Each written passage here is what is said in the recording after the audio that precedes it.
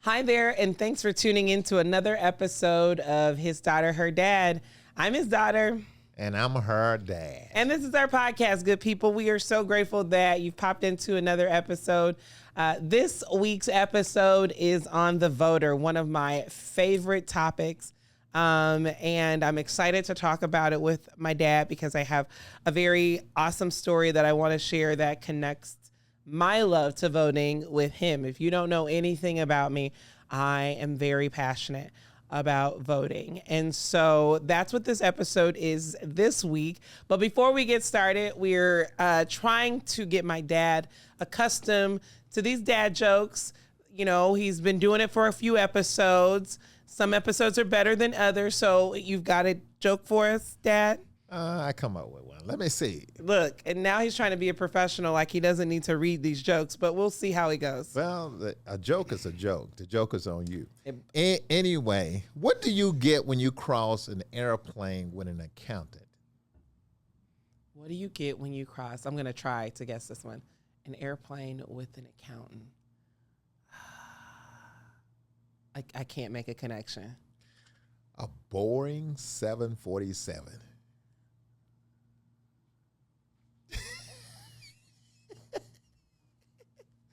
Woo! We're going to let that ride. We're going to let that ride. All right. So we're talking about the voter. We're talking about the voter. So here is my story that, so the story I want to share today is an election that took place in 1992. I was in first grade and you were going to vote. And at that time, Mississippi had some pretty old machines, very dramatic machines that made a lot of noise. There was a lot of pomp and circumstance around the voter process, and that they still had these little booths and these blue curtains. And I remember you going into voting, and I remember you pulling the curtains back, and I was almost tall enough, like, to reach the bottom of my head to reach the bottom of the curtain. And so here I am looking up at you participating in this process, and you're like pushing these things. I didn't know what you were doing, but it seemed like a big deal, and it seemed so official. And I remember that you were voting. And I knew that I wanted to do that someday. And that was like the first embed that I can vividly remember. Blue curtains, polyester, lots of metal in the machines, lots of noise, almost looking like a typewriter. I don't know if you remember voting in 92 in that election, but I just want you to know that that was an imprint in my mind that never went away. And I just became infatuated with learning about voting ever since. I didn't even think about you picking that up, but I do recall those type machines. It was almost like the old type you had to punch each candidate, and once you punch them, then you have this big lever, you just pour down on it and imprint it into a card. So I didn't even notice you was watching. So here you are imprinting into a card and imprinting into your daughter. Look at you. Yeah, I did not know that. Do you remember that election? Yes. What did you feel about the 1992 election? You know, that was when folks were saying, you know, Bill Clinton was like the first black president because he went on Arsenio Hall and he could play the saxophone pretty well. Right. Yeah. You remember that? I do remember. Yeah. I remember him on George or him on Arsenio Hall. I remember him playing the saxophone. Like, I remember that vividly. And I remember people in our family being excited about that. Oh, yeah. He did. I mean, he really, when he went on Arsenio Hall and played the saxophone, I mean, that was it. You know. Why was it? Like, what did it mean to you? Well, again, politics wasn't at the level you hear. Television is not like it is now, okay? But you only had one or two stations that will cover the election. And what you did hear, you heard someone speaking about values that we were experiencing there in Mississippi. And that's how I related to it. It wasn't so much I knew a lot about him or what he was doing for the nation. He was touching some things that I knew about local. Do you remember like at least one of those things? Well, it was dealing with we talked about jobs, and jobs was something that he was speaking about, and during that time, we, even though I had a job, we were still struggling, you know, but he made it where opportunity was coming. Mm-hmm. And anytime you get a glimpse of the opportunity, you want to follow it. And you feel like he spoke to you? Spoke to me where I was as a head of a household and working and wanted to work. He really spoke to me at that time. So yes, that's what, and that's why I wanted to go out and vote.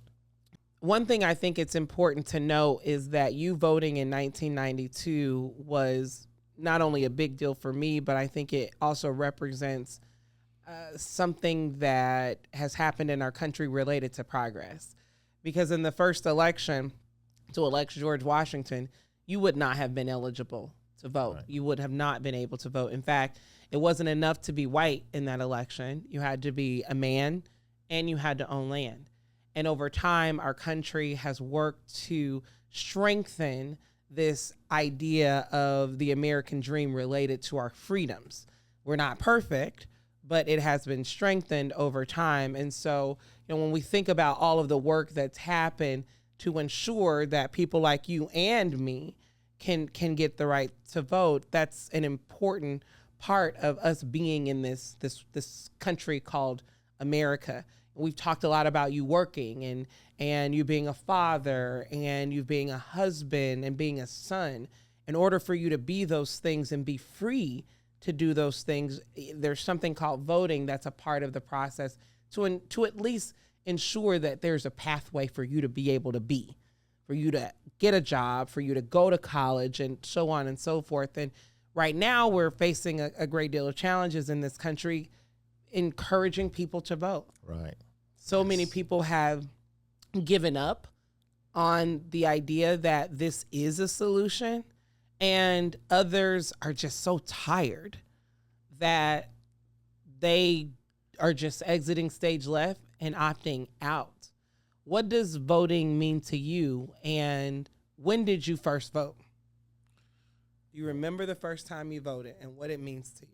I voted when I was in college, and it came about when it was known. It was a class I was in, and they started talking about going and voting, and it was reminding.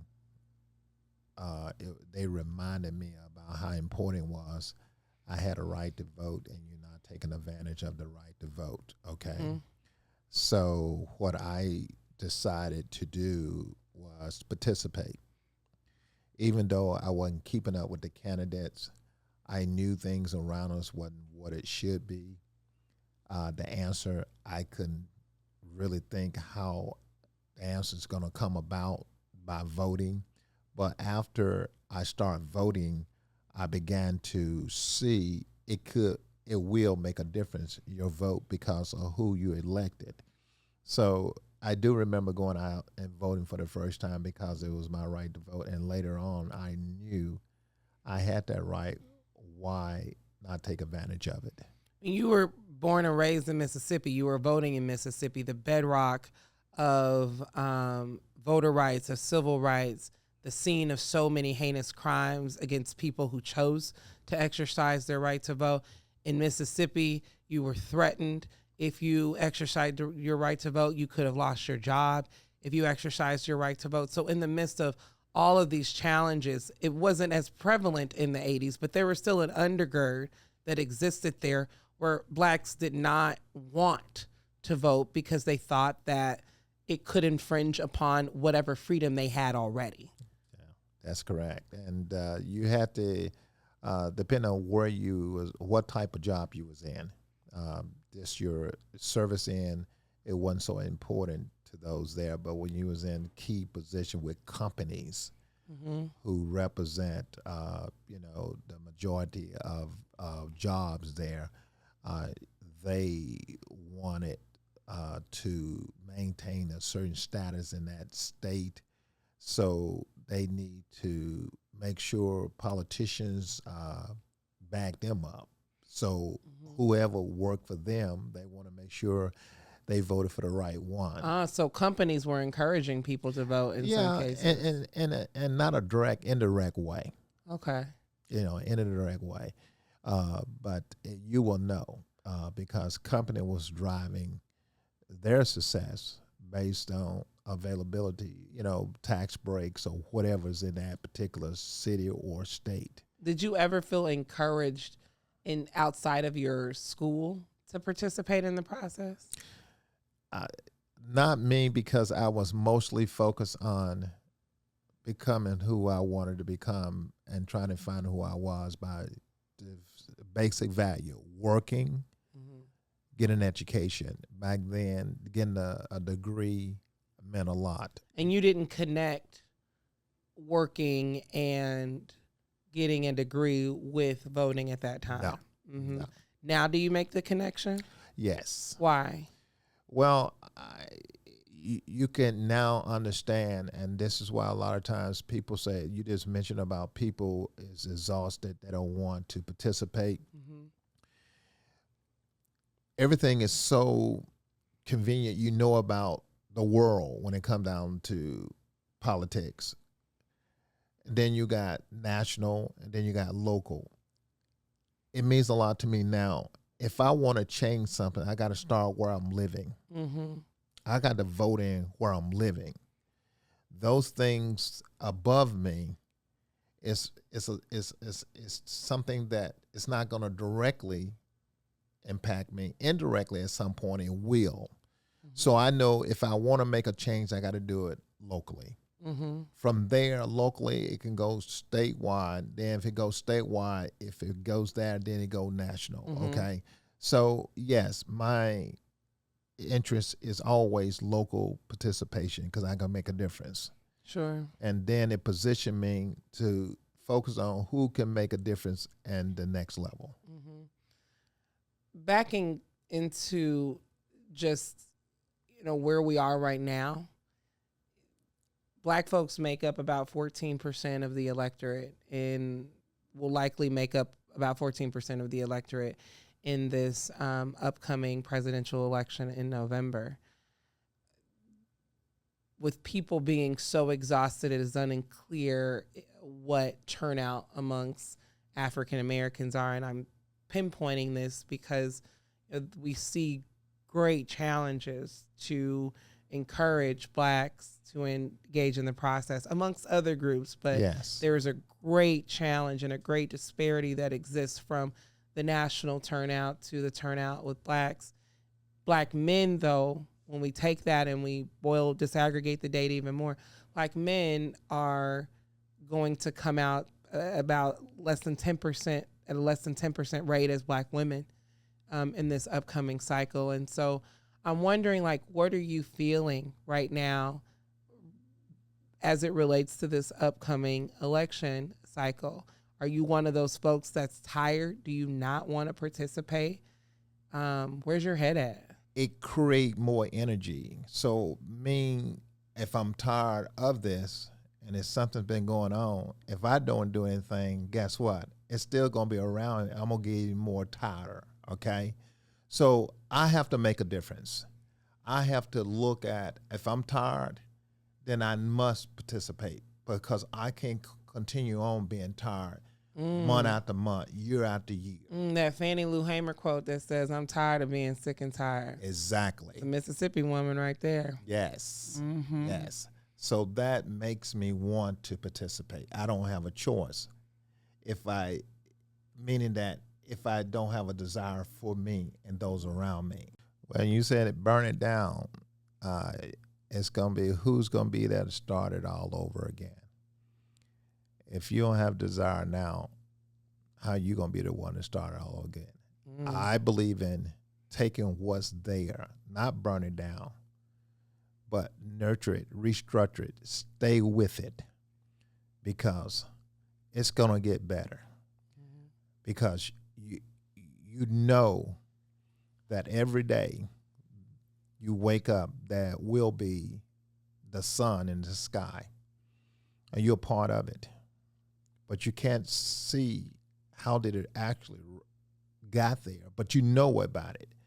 So each day it's not being hopeful, it's knowing and claiming it. Because what I do, I have to get up knowing not how it's going to work out to my favor, but work with me in my favor. What I mean by that, I'm going to put my hands to it. I'm going to make myself available. It's a lot of disappointment out there, everywhere you go. When you speak to ones who on the same level, you are disappointed. But what happens? You got two people disappointed, but we're talking. That's a lot of energy. But we need to stay focused, because joy is going to come. And it's not going to come when we want it, but it's coming. Now talk about joy and not experiencing the hardship that mans have to go through. Me, I don't want to experience it, but I'm looking for and I'm looking towards that joy.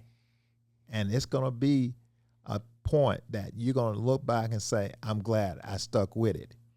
And I think that's an important point that you made. Like, you talked about how you need to, if it is burned down, who's going to put in the work to fix it? Who's going to put in the work to resolve it? And as men sometimes, not all men think this way, but I see a lot of that in you and my uncles and my cousins and my friends. You think if you can't fix it all the way, then it can't be fixed. You think if you don't have the skills, the knowledge to do every aspect of the process, then no one else can. I remember when I asked you to do this podcast, your original message wasn't a no to me, but you did respond and say, I don't know how to record. I don't know anything about cameras. I don't know any. Well, all I needed you to do was show up and be yourself. Exactly. Someone else was going to help us do the other part. And so when folks are discouraged, when men are discouraged thinking, I can't do this. I can't show up to school board meetings. I can't run for office. I can't go and lobby at the Capitol. Well, what can you do? And some 9 times out of 10, although Black men are disproportionately don't have a right to vote because of criminal convictions, felony convictions, and the world is still working on that. But 9 times out of 10, something so simple as voting could go a long way, especially if you're voting in local elections, all the way up to presidential elections. It can go a long way. And knowing that if you do at least that, trusting that somebody else is doing their part too, or encouraging someone else to do their part. I think that's an important point to make. Men don't have to do it all.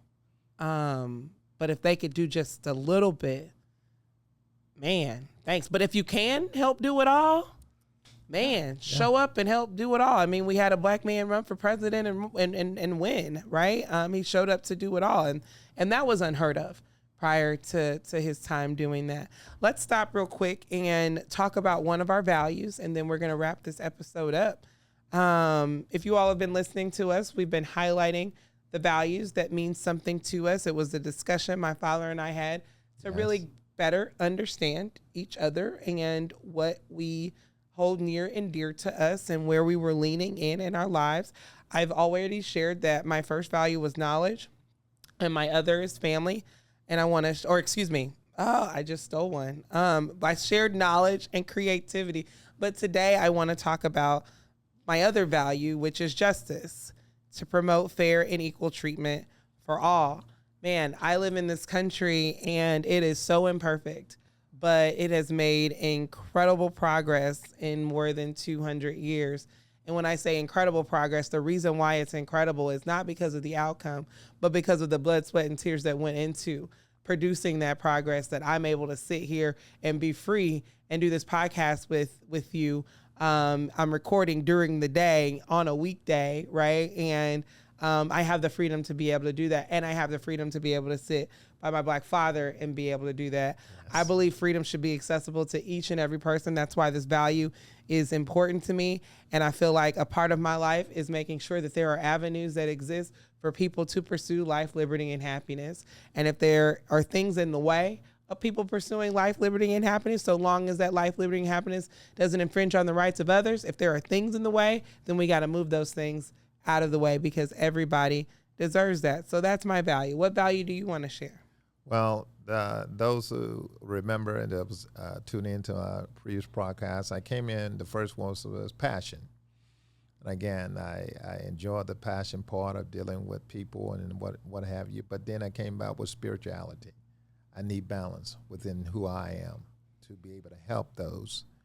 Now today is fun. We talked about how we... Oh, your value is fun. It's fun. Because fun is just not just going out and having fun being with others.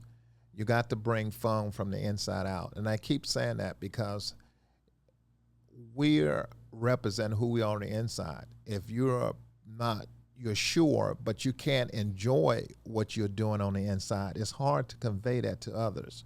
So if I'm fun on the inside, then I can bring a little joy to what's outside, whomever around me, who might be going through things or going through, just like we're talking about election, all of that. That fun part, it makes you look at it a little different and don't take it serious. And from that, your answer is much clearer and much faster by having fun. That's good. Well, let's have a little bit more fun and wrap up this episode. So we've been talking about voting, and we've been talking about the importance of voting. You know, I live in a state where we've got 73% of folks participating in the voter process. But then when we look at where we see more communities of color living, more young people, more students, there's about 35% turnout in those areas, off of college campuses, but just in urban areas. And so we want to make sure that we are encouraging people to participate in this process, because this country is easy to give up on. I mean, I start this podcast saying that, you know, my dad never gave up on me, and I wouldn't be where I was unless he stuck it out with me. I don't know if it would have been easy for you to give up on me, but it could have been the case. And so because I am who I am today, it took the persistence of an individual being in my life. If we want our country to be stronger, if we want our country to add value to our lives and not be burdens in our lives, then we've got to figure out ways to add value to it. And sometimes that just may mean not giving up on it. You may not be doing a whole lot of good. You may not be putting in a whole lot of energy, but you ain't doing nothing bad. If you can't, you know, that saying, if you don't have nothing good to say, don't say it at all. Exactly. Right? Like, our country is in a position where it's like a family member. It's like a crazy cousin. And that crazy cousin gets on our nerves sometimes, but they're still our family members, and we still have to love it.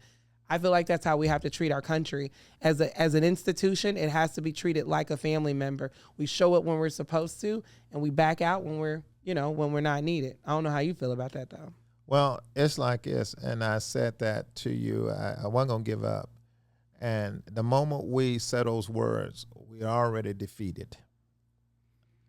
The moment we say it, because at that moment we took ownership of giving up.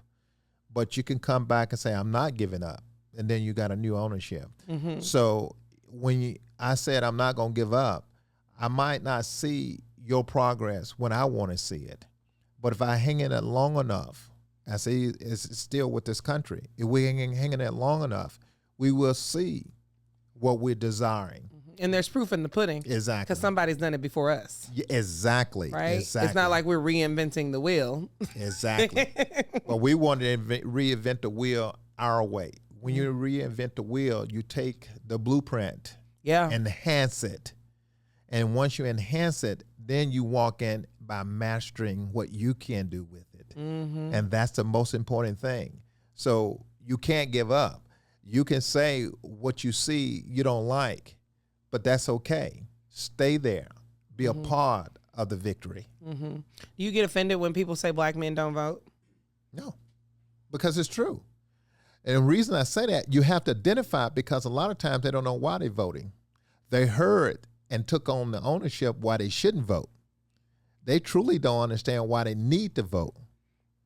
So you're saying they don't vote because they're focusing on why they don't need to vote? Right, because of what's been said. Yeah. Why you shouldn't vote.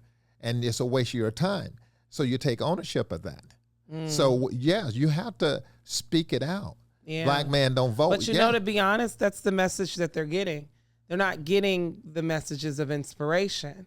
They're getting the message of your vote doesn't count, your vote doesn't matter. Exactly. They're not getting the message of, man, we want you to participate in this. And I know this from experience. Yes. I know where elected officials spend their money when they're campaigning. I know where political parties spend their money when they're campaigning, and they're not necessarily spending it in communities that look like us. But I will say there is a presidential candidate right now who is doing a whole lot of messaging to black men. And he is doing it because he is not the traditional candidate. Exactly. And they are listening. And so while I can appreciate that someone is spending time and effort in the community, what I don't appreciate is the message. But we're not going to go there. I just encourage people to spread the good news to communities that need to hear from you. Exactly. Well, you've been listening to another good episode of His Daughter, Her Dad. Make sure you share this message with someone today. Yes. If you're not registered to vote, you can go to iwillvote.org and register to vote. You can also go to visionleads.org to get more information about how to get involved in your community. Thank you so much for listening, and I hope you connect with us at another time.